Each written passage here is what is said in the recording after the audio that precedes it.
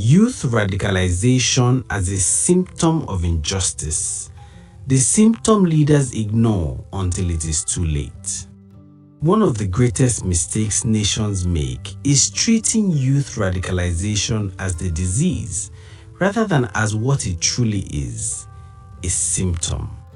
Young people do not wake up one morning determined to reject society, distrust institutions, or challenge the state. These attitudes are learned slowly, painfully, through lived experience. In Nigeria today, especially in the southeast, the growing anger, alienation, and defiance among youths did not emerge in a vacuum. It is the predictable outcome of decades of injustice, selective law enforcement, collective punishment, and the criminalization of peaceful dissent, epitomized by the continued detention and judicial mistreatment of Mazi Nnamdi Kanu. Youths mirror the system that raised them. Young people are society's most honest mirror. They reflect what they see, not what leaders say. When youths observe court orders being ignored, illegal actions being justified by authority, one group consistently treated as suspect, peaceful advocacy punished more harshly than corruption, they draw conclusions, and those conclusions shape their worldview. Proverbs 20 verse 11 says, "Even children are known by the way they act." If the system teaches injustice, the youth will respond with distrust. From hope to disillusionment. Every generation begins with hope. Nigerian youths are no different. They are educated, connected, globally aware, and eager to contribute. But hope dies when effort is not rewarded with fairness. For many Igbo youths, the story has been consistent. Hard work does not guarantee opportunity, law does not guarantee protection, peaceful expression does not guarantee safety. When Mazi Nnamdi Kanu was abducted, rendered illegally, and detained despite glaring legal irregularities, youths learned a powerful lesson. The law may not protect those who challenge injustice. Proverbs 13 verse 12 says, "Hope deferred makes the heart sick." A sick heart eventually rebels, not always violently, but decisively. Radicalization is not born, it is taught. Radicalization is not the product of ideology alone. It is produced when legitimate grievances are dismissed, dialogue is closed, and every legal channel appears blocked.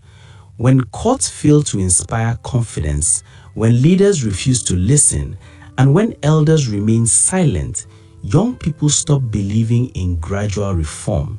They begin to believe that the system is irreformable. This belief is far more dangerous than anger. Ecclesiastes 7 verse 7 says, "Oppression makes a wise man mad." Madness here does not mean insanity, it means the breaking point of patience.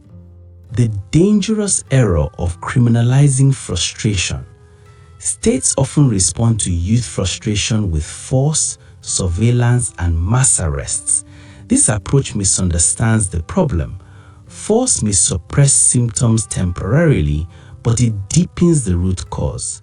When youth see their peers profiled, detained, or punished without due process, resentment multiplies. Each act of repression becomes a recruitment tool, not for extremism, but for alienation. Alienated youth do not feel ownership of the nation, they feel trapped inside it. Isaiah 59 verse 15 says, "Truth is lacking, and whoever turns aside from evil is plundered." A society where doing right leads to punishment produces bitterness, not loyalty. Mazi Nnamdi Kanu as a reference point for youths. Whether leaders like it or not, Mazi Nnamdi Kanu has become a reference point for young people, not because he asked to be idolized, but because his experience confirms what many already suspect.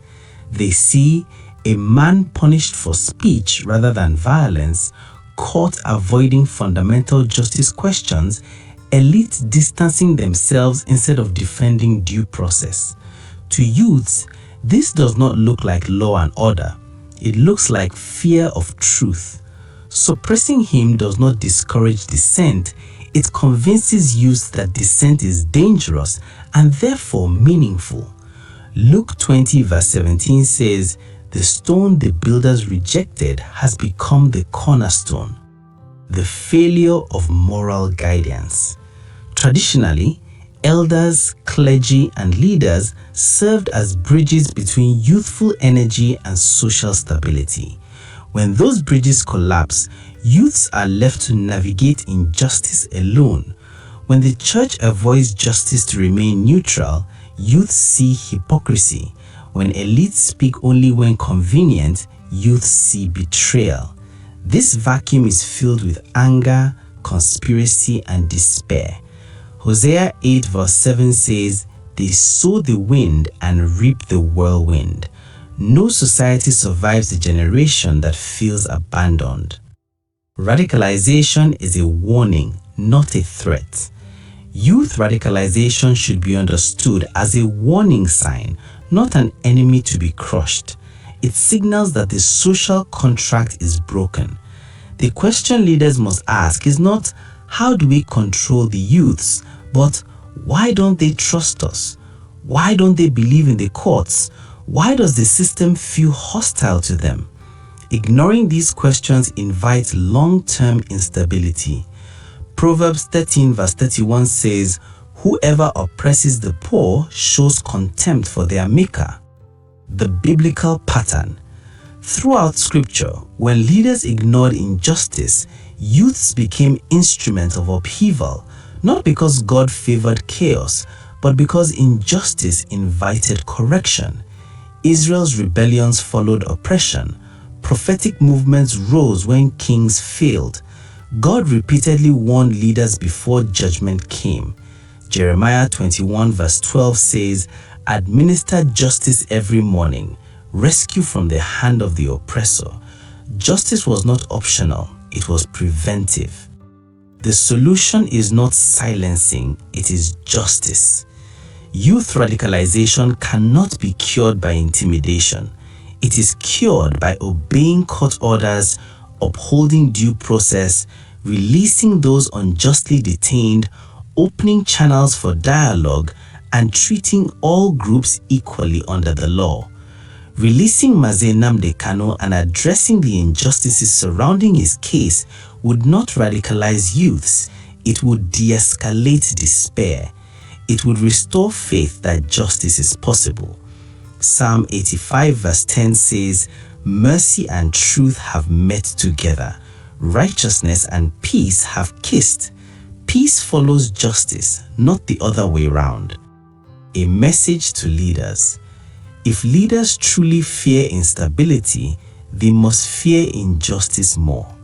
Youths are not enemies of the state, they are its future. When they feel excluded, the nation loses tomorrow. You cannot build unity on broken trust. You cannot preach patience while practicing injustice. Matthew 7 verse 12 says, "In everything, do to others what you would have them do to you." Conclusion. Healing the roots. Youth radicalization is not Nigeria's greatest danger. Moral blindness is. When a nation refuses to correct injustice, it trains its youths to reject it. When it punishes conscience, it teaches rebellion of the heart. Nigeria still has a choice. Justice can still heal. Dialogue can still restore trust. And releasing Mazi Nnamdi Kanu can still signal a return to sanity. Psalm 9 verse 18 says, "The hope of the poor will not perish forever." Youths do not want chaos. They want dignity. They want fairness. They want a future. And no nation survives denying its youth all three. Don't forget to follow me for more insightful and informative content like this one every day. Stay tuned and see you on the next episode.